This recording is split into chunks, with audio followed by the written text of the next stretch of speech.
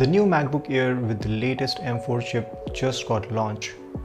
Are you confused between the MacBook Air 13 or the MacBook Air 15? Or are you even considering buying the MacBook Pro 14? I will quickly break down on which model works the best for you considering your usage so that you don't waste your money on the wrong one. First of all, ask yourself a question. What will you use your MacBook for? Let's start with the three main reasons people buy a MacBook in 2025. Number one, for everyday use, whether it be watching Netflix or YouTube for media consumption or your daily email and browsing. Number two is for content creation, whether it be photo editing, video editing, a little bit of animation, a MacBook is a top pick. And the third is for software development or coding, whether it be web development or application development, or whether it be the latest AI and ML development. If you fall under the category 1, your choice is very simple. You should go with the MacBook Air, whether it be 13 or 15 with the base model, which is 16 GB of RAM and 256 GB of SSD.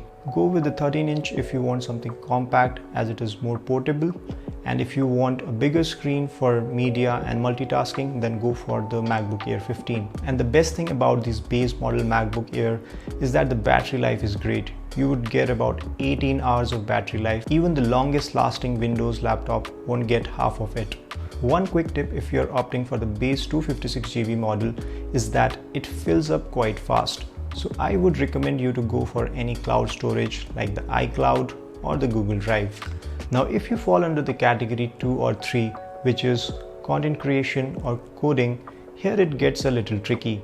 You would think of either going with the MacBook Air with maybe a 512 GB SSD, or you would think maybe I would stretch a little to get the MacBook Pro 14, which gets a 512 GB in its base model.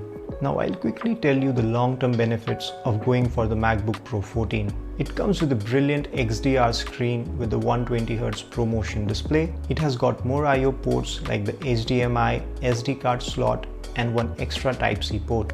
It has got a better battery life for heavier tasks, and it has got a much better audio with superior speakers and mic, great for video calls and editing. Now to choose between the MacBook Air or the MacBook Pro 14 for the category 2 and 3 people, I would suggest you to ask one question. Would you be using an external monitor for most of your time? If your answer is yes, I would suggest you to go with the MacBook Air 13 or 15 with 512 GB storage.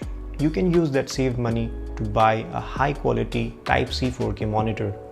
Now if you're always on the go, traveling and working without an external screen, then I would suggest you to go with the MacBook Pro 14.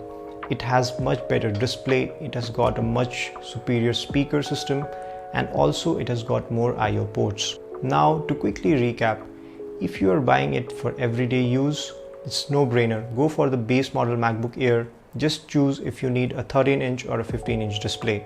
Now if you are in the team content creators or team coders, then I would suggest you to ask yourself a question that if you would be using an external display most of the time.